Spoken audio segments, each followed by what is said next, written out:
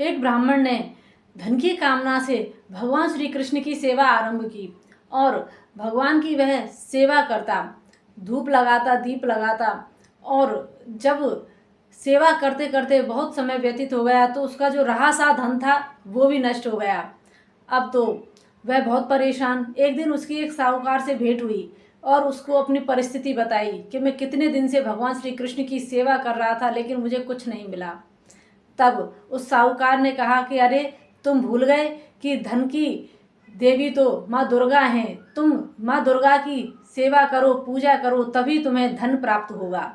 अब तो उस ब्राह्मण को ये बात जच गई और अपने भगवान श्री कृष्ण को उठा करके उसने एक आले में रख दिया और सिंहासन पर माँ दुर्गा को पधरा दिया।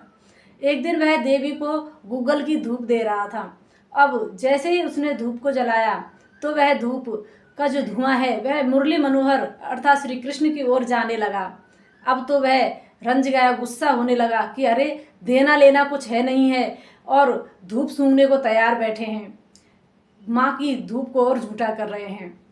तो उसको बड़ा गुस्सा आया और उसने रुई ली और रुई लेकर अपने जो कृष्ण भगवान बैठे थे उनकी नाक में लगाने लगा। इतने में ही प्रभु प्रसन्न हो गए और साक्षात प्रकट होकर उससे बोले कि हे ब्राह्मण, तुम वरदान मांगो, क्या चाहते हो। तब उस ब्राह्मण ने कहा कि वरदान तो मैं बाद में मांगूंगा, पहले आप ये बताओ, मैं इतने दिन से आपकी सेवा कर रहा था, पूजा कर रहा था, तब तो आप प्रसन्न नहीं हुए, और आप जब मैंने देवी माँ को यहाँ पर पधराया और उनको धूप देने लगा तब आप प्रसन्न हो गए। कहा कि देखो, तुमको लगा कि मैं इस धूप को सूंघ रहा हूँ, अर्थात जब तक तो तुमने मुझे पत्थर की मूर्ति समझा, जड़ समझा, इसलिए मैं भी जड़ बना रहा, और तुम्हें अब लगा कि मैं धूप सूंघ रहा हूँ, अर्थात तुमने मुझे चेतन समझा, तो इसलिए मैं भी प्रसन्न हो गया। तो बताइए तुम्हें क्या वरदान चाहिए। तो भगवान से उसने कहा कि अब मुझे कोई वरदान नहीं चाहिए, क्योंकि भक्त तभी तक वरदान के लिए प्रार्थना करता है, पूजा पाठ करता है, जब तक उसे प्रभु के दर्शन नहीं हो जाते, और जब दर्शन हो जाते हैं तो कोई कामना रह ही नहीं जाती। अरे, जिस भगवान श्री कृष्ण के दर्शन कर लें तो फिर किस चीज़ की कामना। इस असार संसार में उसे कुछ नहीं चाहिए। लेकिन फिर भी प्रभु ने अपनी बात रखी और उसे धन का वरदान दिया, उसे धन संपत्ति से संपूर्ण कर दिया। ऐसे हैं हमारे श्री कृष्ण। कहते हैं भगवान श्री कृष्ण की जो सेवा पूजा करता है, देखिए, जो सुदामा भगवान को ध्याते थे उनके घर पर इतनी गरीबी थी कि वह 2 वक्त का खाना भी नहीं खा पाते थे। तो जो भगवान का नाम जप करता है उसे कष्ट तो उठाना ही पड़ता है, लेकिन जब भगवान उस पर प्रसन्न होते हैं तो भगवान उसे किसी चीज़ की कमी नहीं रहने देते।